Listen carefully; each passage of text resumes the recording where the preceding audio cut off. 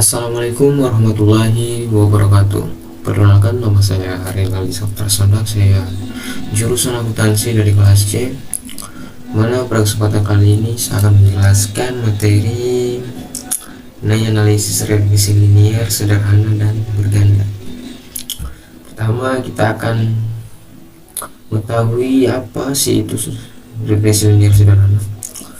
Regresi linier sederhana merupakan metode pendekatan untuk pemodelan hubungan antara satu variabel dependen dan satu variabel independen. Sedangkan yang berganda merupakan model regresi yang melibatkan lebih dari satu variabel independen. Nah, rumus dari persamaan regresi sederhana yaitu Y sama dengan A tambah BX, yang mana Y merupakan variabel terikat, X variabel bebas, A variabel konstan, dan B merupakan koefisien arah regresi linear. Dan jika nilai B positif, maka akan mengalami kenaikan atau pertambahan, dan begitu pun juga sebaliknya. Nah, selanjutnya langkah-langkah. Yang mana langkah-langkah dalam menentukan nilai regresi linear sederhana, yaitu yang pertama, kita harus membuat tabel penolong. Kemudian kita akan menghitung B dan A dengan rumus B sama dengan N sigma XY dikurang sigma X dikali sigma Y per N sigma X kuadrat dikurang sigma X kuadrat. A sama dengan sigma Y dikali sigma X kuadrat dikurang sigma X dikali sigma XY per N sigma X2 dikurang dengan sigma X kuadrat. Yang selanjutnya itu kita akan memasukkan nilai A dan B dalam persamaan regresi sederhana. Contoh di sini ya. Misalkan X merupakan pendapatan nasional per kapita dalam ribuan rupiah. Artinya satuannya adalah ribuan rupiah. Kemudian Y merupakan pengeluaran konsumsi rumah tangga dalam ribuan rupiah. Satuannya sama berarti dalam ribuan rupiah. Pertanyaannya, carilah persamaan garis regresi Y sama dengan A tambah BX. Dan berapakah ramalan Y jika X-nya sama dengan 100? Jadi di dalam pertanyaan ini terdapat dua pertanyaan. Yang pertama, kita diminta untuk menentukan persamaan regresinya. Kemudian dilanjutkan untuk meramalkan nilai Y jika X-nya sama dengan 100. Oke, untuk menyelesaikan ya permasalahan ini jelas harus ada datanya ya. Jadi di sini pasti ada datanya. Nah, ini adalah datanya. Datanya ini berpasangan ya, berarti sampel 1 nilai X-nya 19, Y-nya 15. Sampel 2 nilai X-nya 27, Y-nya 20 dan seterusnya. Oke, kita lihat di dalam data ini kita bisa menghitung jumlah data ya. Jumlah datanya berapa? 3 1 2 3 4 5 6 7 8. Jadi jumlah datanya atau N-nya sama dengan 8 ya. Oke ya. Mudah-mudahan situasi soalnya mudah untuk dipahami, karena kita akan lanjutkan ke penyelesaian. Artinya kita akan lakukan langkah-langkah regresi linier sederhana. Oke, kita mulai saja penyelesaiannya. Yang pertama, teman-teman masih ingat ya, langkah yang pertama itu adalah buat tabel penolong yang terdiri dari 4 kolom. Yang pertama ya, kolom pertama adalah untuk X. Nah, kita cantumkan kembali di sini ya, nilai X-nya. Kemudian kolom yang kedua adalah Y. Kita cantumkan kembali nilai Y-nya. Kemudian teman-teman jangan lupa di akhir ini kita jumlahkan ya, artinya dari 19 sampai 85 semuanya kita jumlahkan diperoleh 413, yang artinya sigma X ya.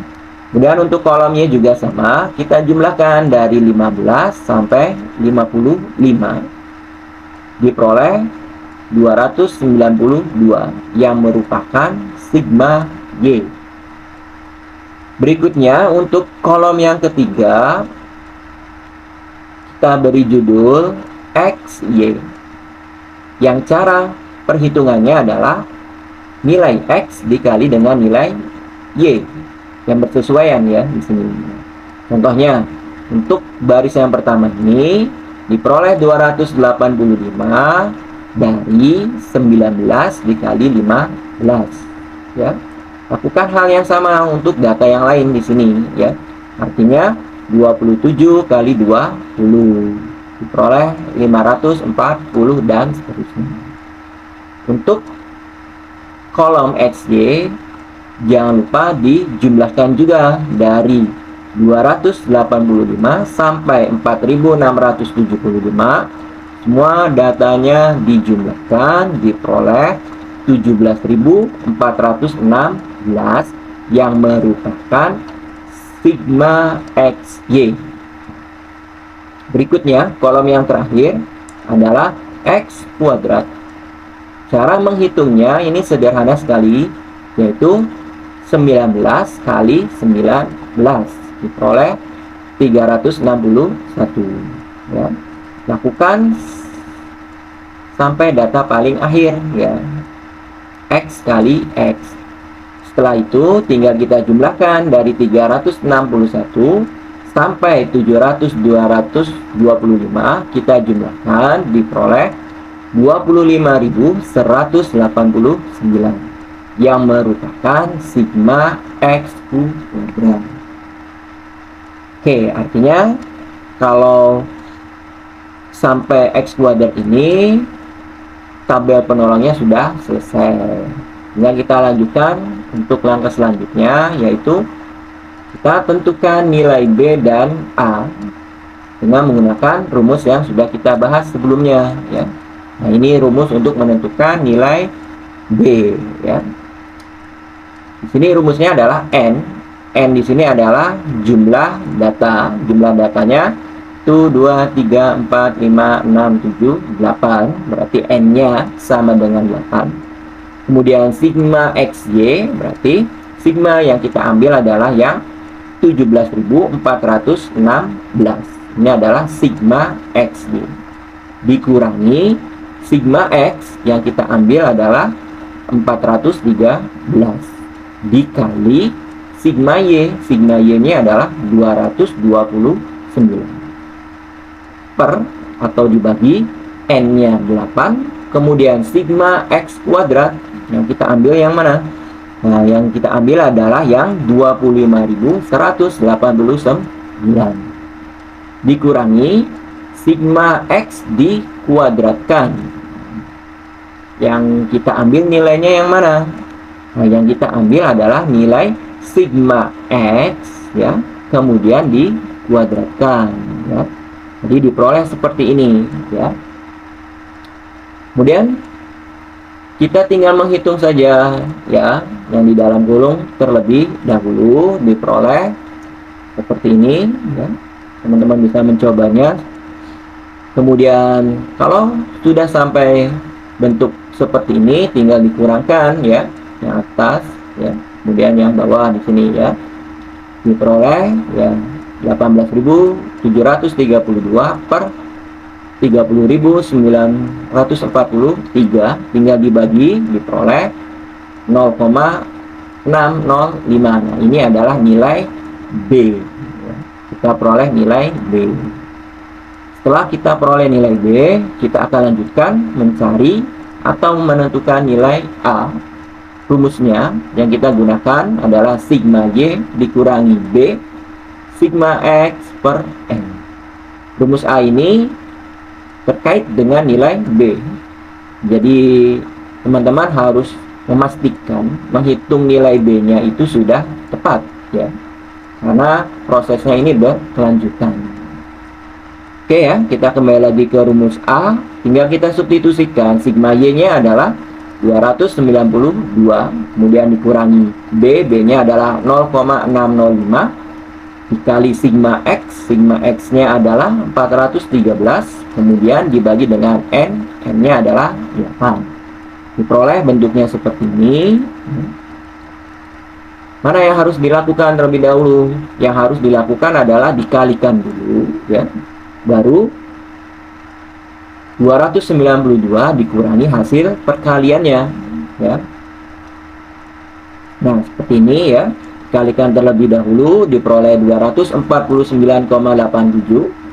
Nah, selanjutnya adalah 292 dikurangi 249,87 dibagi 8 ya, dikurangi terlebih dahulu diperoleh 42,13 dibagi dengan 8 diperoleh nilai A-nya adalah 5,267. Ini adalah nilai A ya. Jadi kita sudah memperoleh nilai B dan nilai A. Tinggal kita lanjutkan ke langkah berikutnya. Substitusikan nilai A dan B ke dalam persamaan regresi linear sederhana, yaitu Y sama dengan A tambah BX. Nah, kita substitusikan aja. A-nya ternyata setelah kita hitung diperoleh nilai 5,267, kemudian B-nya kita peroleh 0,605 X ya, masih dalam bentuk X. Sekarang kita sudah memperoleh persamaan regresinya ya. Regresinya selanjutnya kita lanjutkan ke pertanyaan berikutnya. Kita diminta untuk meramalkan nilai Y jika nilai X-nya adalah 100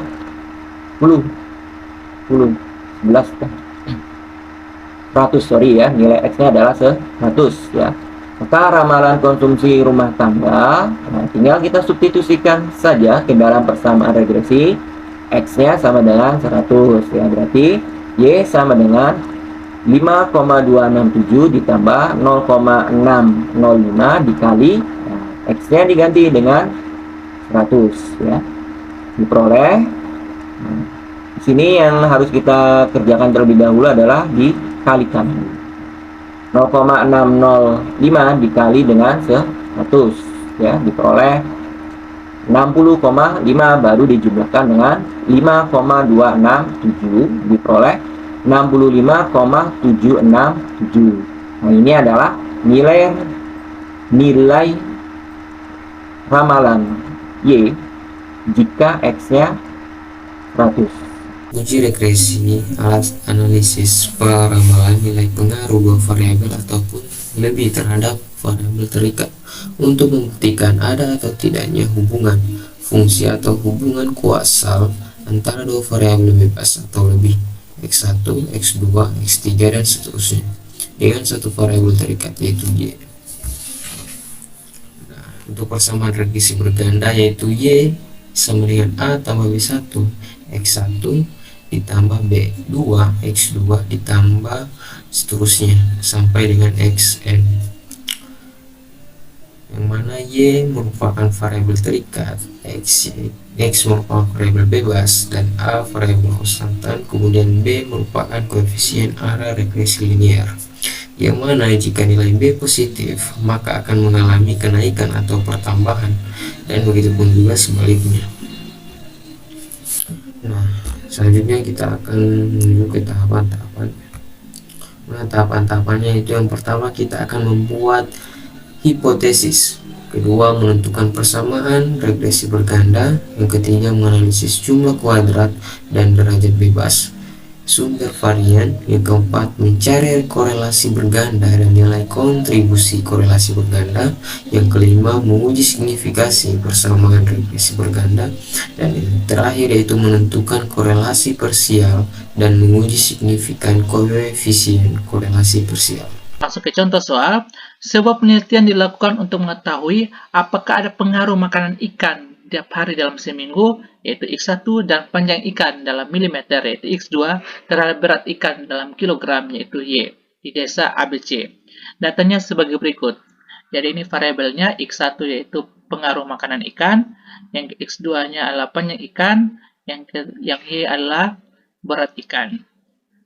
Pertanyaannya, berdasarkan data tersebut, tentukanlah yang pertama, persamaan regresi ganda Y atas X1 dan X2.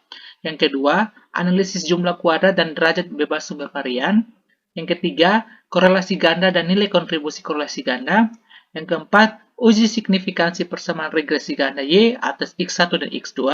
Yang kelima, korelasi parsial dan uji signifikansi koefisien korelasi parsial. Kita langsung ke penyelesaiannya ya. Yang pertama, kita harus membuat hipotesis terlebih dahulu.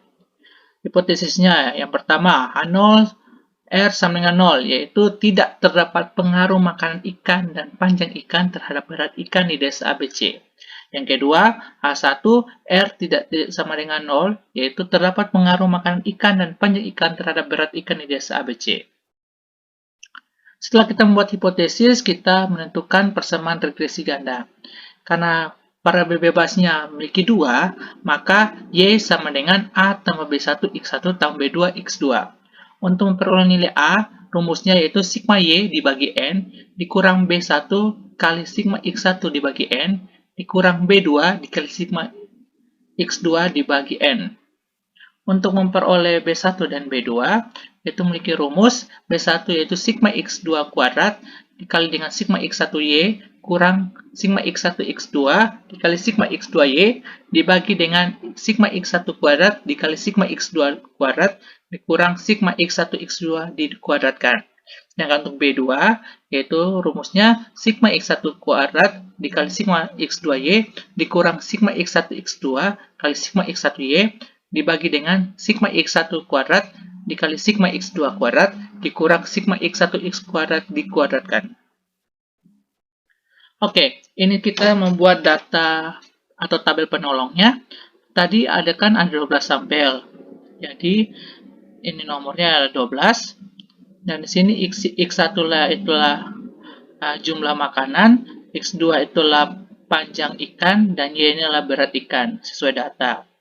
Selanjutnya kita membuat X1 kuadrat, X2 kuadrat, Y kuadrat, X1Y, X2Y, dan X1 X2. Saya berikan contoh untuk data pertama. Ya, X1 kan 8, X2-nya 125, dan Y 37. Untuk memperoleh X1 kuadrat, otomatis nilai X1-nya dikuadratkan. Jadi 8 dikuadratkan, hasilnya 64. Sedangkan X2 dikuadratkan, yaitu X2 dikuadratkan 125 dikuadratkan, hasilnya 15.625. Sedangkan Y dikuadratkan, berarti 37 dikuadratkan, hasilnya 1369. Sedangkan X1Y otomatis X1 dikali Y. Jadi 8 dikali 64 hasilnya 296. Sedangkan X2Y yaitu 125 dikali 37 hasilnya 4625. Sedangkan X1 X2 otomatis X1 dikali X2 yaitu 8 dikali 125 yaitu hasilnya 1000. Jadi mengerti ya cara memperoleh X1 kuadrat, X2 kuadrat, Y kuadrat, X1Y, X2Y, dan X1 X2. Jadi, kalau mengerti, lakukan hal tersebut untuk data kedua sampai data terakhir, yaitu 12. Setelah membuat data seperti ini, atau tabel atau angka-angka seperti ini, kita jumlahkan per data. Jadi, sigma X1 yaitu 108. Sigma X2 yaitu 1387, sigma Y yaitu 468, sigma X1 kuadrat itu 1000, sigma X2 kuadrat yaitu 162.691, sigma Y kuadrat yaitu 18.320, sigma X1Y yaitu 4.336, sigma X2Y yaitu 54.311, dan sigma X1 X2 yaitu 12.665. Setelah memperoleh hasil ini, kita langsung mencari nilai untuk masing-masing data. Yang pertama kita mencari sigma X1 kuadrat. Ini perbedaannya yaitu X1 kuadrat ini dengan huruf kecil ya. Jadi sigma X1 kuadrat sama dengan sigma X1 kuadrat dikurang sigma X1 dikuadratkan dibagi N. Tadi sesuai di tabel, sigma X1 kuadrat itu hasilnya 1000. Jadi 1000 dikurang dengan sigma X1-nya berapa? Yaitu 108. 108 dikuadratkan dibagi N. N inilah jumlah datanya itu adalah 12. Jadi 1000 dikurang 108 dikuadratkan dibagi 12 hasilnya 28. Oke.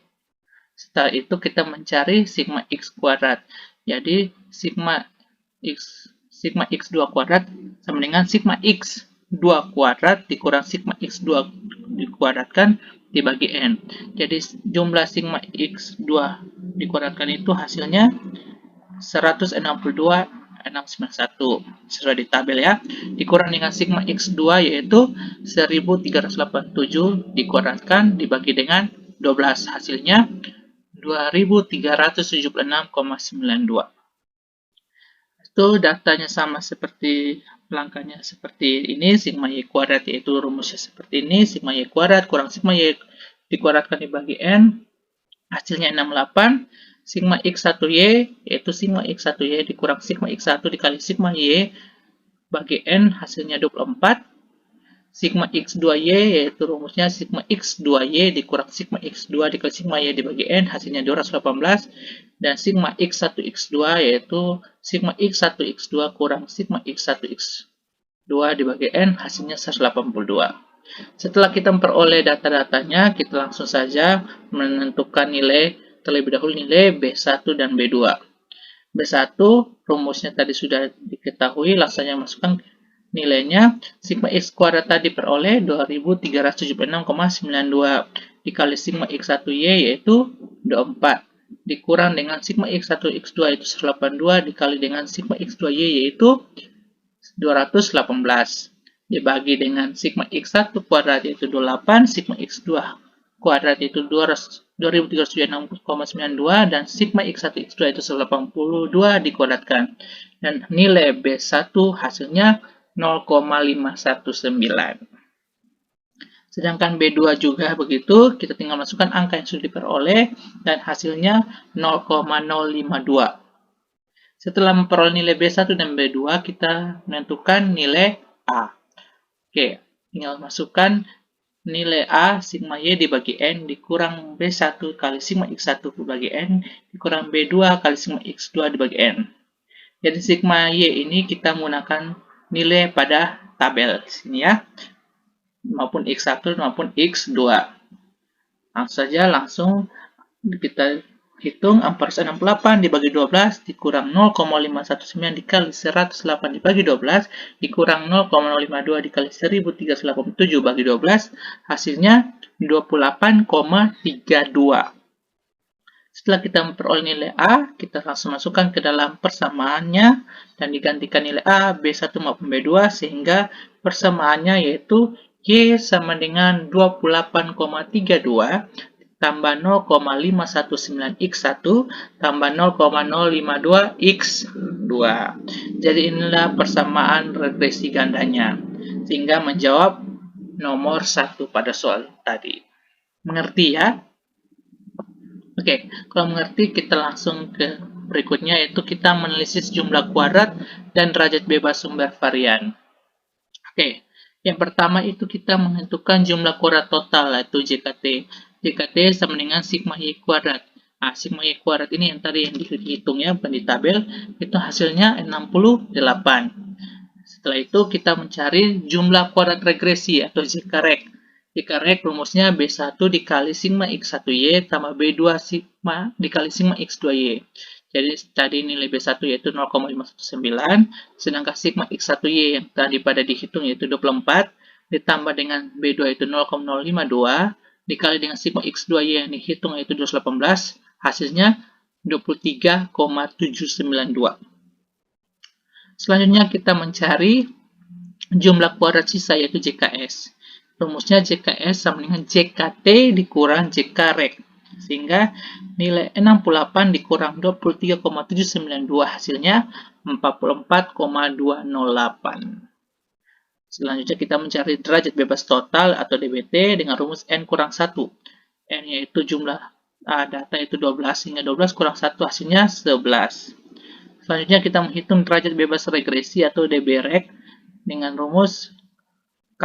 K itulah banyak variabel bebas, jadi variabel bebasnya ada 2, sehingga K sama dengan 2. Dan derajat bebas sisa, rumusnya DBS sama dengan N kurang K kurang 1. Jadi N yaitu 12, K itu banyak variabelnya 2, dan langsung saja 12 kurang 2 kurang 1 hasilnya 9.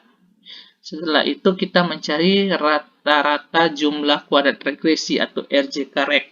Jadi RJK-reg sama dengan JK-reg dibagi DB-reg. Tadi JK-reg ini nilainya 23,792 dibagi dengan DB-reg yaitu 2, jadi hasilnya 11,896. Dengan rata-rata jumlah kuadrat sisa yaitu RJKS, rumusnya RJKS sama dengan JKS dibagi DBS. Nilai JKS tadi hasilnya 44,208 dibagi dengan DBS yaitu 9, hasilnya 4,912. Jadi ini analisis jumlah kuadrat dan derajat bebas sumber varian ya. Ini menjawab nomor 2 pada soal tadi. Setelah itu, kita mencari korelasi ganda dan nilai kontribusi korelasi ganda. Oke, untuk mencari korelasi ganda, rumusnya Rx1x2y dikuadratkan sama dengan JK-reg dibagi sigma y kuadrat. Tadi JK-regnya nilainya 23,792 dan sigma y kuadrat yaitu 68, sehingga hasilnya 0,35 itu korelasi gandanya. Sedangkan nilai kontribusi korelasi gandanya yaitu rumusnya KD sama dengan Rx1x2y dikuadratkan kali 100%. Jadi tadi nilai Rx1x2y hasilnya 0 yang dikuadratkan 0,35. 0,35 dikali 100% hasilnya 35%. Jadi 30% nilai kontribusi korelasi gandanya. Mengerti ya? Setelah itu adalah jawaban nomor 3. Berikutnya, kita menguji signifikansi persamaan regresi ganda. Rumusnya, kita harus menentukan F hitung. F hitung rumusnya RJK-reg dibagi RJKS. Jadi RJK-reg pada analisis variannya, hasilnya 11,896 dibagi dengan RJKS-nya 4,912. Sehingga hasilnya 2,42. Itu untuk F hitung. Sedangkan F tabel, kita menggunakan alfanya 0,05 dengan DB-reg dibagi DBS. Jadi DB-reg itu adalah 2 sesuai data tadi, yaitu sebagai pembilang, sedangkan DBS yaitu 9 sebagai penyebut. Sehingga berdasarkan tabel F yang kalian bisa peroleh dari buku maupun di internet, kita lihat untuk pembilangnya itu 2, sedangkan penyebut yaitu di baris yaitu 9, sehingga kita hubungkan hasilnya 4,26. Jadi nilai F tabelnya 4,26. Jika F hitung lebih besar F tabel, maka H0 ditolak. F hitung lebih kecil F tabel, maka H0 diterima.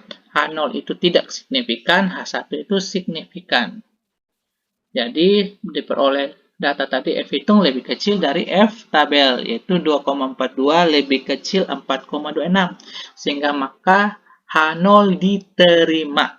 H1 ditolak, berarti tidak signifikan. Sehingga kesimpulannya, tidak terdapat pengaruh yang signifikan antara makanan ikan dan panjang ikan terhadap berat ikan di desa ABC. Jadi itu jawaban nomor 4. Mengerti ya? Oke, kalau mengerti, kita masuk ke yang terakhir, yaitu kita menentukan korelasi parsial dan menguji signifikansi koefisien korelasi parsial. Oke, untuk menentukan korelasi parsial dan menguji signifikansi koefisien korelasi parsial, kita mencari nilai Rx1y, Rx2y, dan Rx1x2. Jadi Rx1y itu rumusnya sigma x1y dibagi akar sigma x1 kuadrat dikali sigma y kuadrat. Sesuai perhitungan tadi, jumlah X1Y yaitu 24, sigma X1 kuadrat itu 28, sigma Y kuadrat itu 68. Sehingga 24 dibagi dengan akar 28 kali 68 sama dengan 24 dibagi akar 1904 sama dengan 24 dibagi 4, 3,63, hasilnya 0,55. Jadi nilai Rx1Y yaitu 0,55. Sedangkan nilai Rx2Y rumusnya sigma x2y dibagi akar x sigma x2 dikuadratkan kali sigma y kuadrat. Dengan masukkan angka yang tadi dihitung dan hasilnya 0,54 untuk nilai Rx2y. Sedangkan nilai Rx1x2 rumusnya sigma x1 x2 dibagi dengan akar sigma x1 dikuadratkan kali sigma x2 dikuadratkan dan hasilnya 0,71 untuk nilai Rx1 x2. Mengerti ya? Dan nilai-nilai ini diperoleh dari data sebelumnya pada data tabel yang lihat di tabel, tapi lihat data yang tadi perhitungan. Oke. Setelah itu kita mencari koefisien korelasi antara X1 dan Y dengan mengontrol pengaruh X2. Jadi Rx1Y X2 sama dengan Rx1Y dikurang Rx2Y dikali Rx1X2 dibagi dengan akar 1 kurang Rx2Y dikuadratkan dikali 1 kurang X1X2 dikuadratkan. Sehingga memperoleh hasil 0,55 dikurang 0,54 kali 0,71 dibagi dengan akar 1 kurang 0,54 dikuadratkan dikali dengan 1 kurang 0,71 dikuadratkan. Hasilnya 0,17 dibagi 0,36 hasilnya 0,47. Jadi ini nilai koefisien korelasi atau korelasi parsial untuk X1 dan Y. Dan ini adalah uji signifikansinya. Nanti kita akan menguji uji signifikansi koefisien ini kok insignifikan atau tidak. Itu dengan rumus T hitung sama dengan Rx1Y X2 dikali dengan N kurang 3 dibagi dengan akar 1 kurang Rx1Y X2 dikuadratkan. Hasilnya 0,47 kali akar 12 kurang 3 bagi akar 1 kurang 0,47 dikuadratkan hasilnya 1,808. Jadi untuk korelasi antara X1 dan Y ya. Berikutnya untuk koefisien korelasi antara X2 dan Y dengan mengontrol pengaruh X1. Rumusnya Rx2Y X1 sama Rx2Y dikurang Rx1Y dikali Rx1X2 dibagi dengan akar 1 kurang Rx1Y kuadrat dikali 1 kurang Rx1X2 dikuadratkan. Sama dengan 0,54 dikurang 0,5 kali 0,71 dibagi dengan akar 1 kurang 0,55 kuadrat kali 1 kurang 0,71 kuadrat sama dengan 0,15 dibagi 0,35 hasilnya 0,43. Itu untuk korelasi antara X2 dan Y ya. Untuk menguji signifikansinya kita mencari T hitungnya yaitu Rx2Y X1 dikali dengan akar N kurang 3 dibagi dengan akar 1 kurang Rx2Y X1 dikuadratkan. Hasilnya 0,43 dikali akar 12 kurang 3 dibagi 1 kurang 0,43 dikuadrat. Hasilnya 1,573. Jadi N ini adalah jumlah data ya, yaitu 12. Setelah kita mencari koefisien korelasi dan T hitung, kita langsung saja mencari T tabel untuk mengetahui apakah data ini signifikan atau tidak. Nah, T tabel rumusnya N kurang K kurang 1 dengan alfanya 0,05. Jadi 12 dikurang 2 dikurang 1 dengan alfa 0,05 hasilnya 9 dengan alfa 0,05. Di tabel kita lihat untuk alfanya kita menggunakan alfa untuk uji satu pihak. Jadi uji satu pihak kita lihat di 0,05 ya di kolom, sedangkan di barisnya kita lihat di 9. Sehingga diperoleh hasil nilai T tabel yaitu 1,833. 1,833. Sehingga untuk pertama, untuk jika T hitung lebih besar T tabel maka H0 ditolak. Jika T hitung lebih kecil T tabel maka H0 diterima. H0 itu tidak signifikan, H1 itu signifikan. Kita perlu ini dahulu lihat yang antara X1 dan Y dengan mengontrol pengaruh X2. Ternyata T hitung lebih kecil dari T tabel, yaitu 1,808 lebih kecil 1,833. Sehingga H0 diterima, H1 ditolak, otomatis tidak signifikan. Sedangkan untuk korelasi antara X2 dan Y dengan pengaruh X1, Ternyata sama juga, yaitu T hitung lebih kecil dari tabel, yaitu 1,573 lebih kecil 1,833. Maka H0 diterima, H1 ditolak, berarti tidak signifikan. Jadi tidak signifikan untuk koefisien korelasi parsial ini. Nah, mungkin hanya sekian yang dapat saya jelaskan. Lebih dan kurang sama maaf.